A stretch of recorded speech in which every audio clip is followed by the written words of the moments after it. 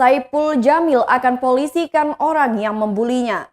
Mantan suami Dewi Persik itu tak terima jika dia diidentikan sebagai pedofil maupun predator. Hal itu diketahui Tribun News dari unggahan Instagram akun pribadi miliknya @saipul_jamil_real pada Rabu 20 Oktober 2021.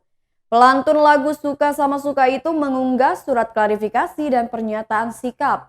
Surat tersebut ditujukan untuk masyarakat Indonesia, tokoh publik dan pejabat pemerintah serta media nasional.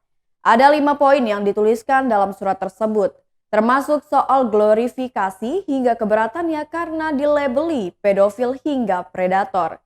Pria 41 tahun itu memastikan kesalahannya di masa lalu tak akan terulang lagi.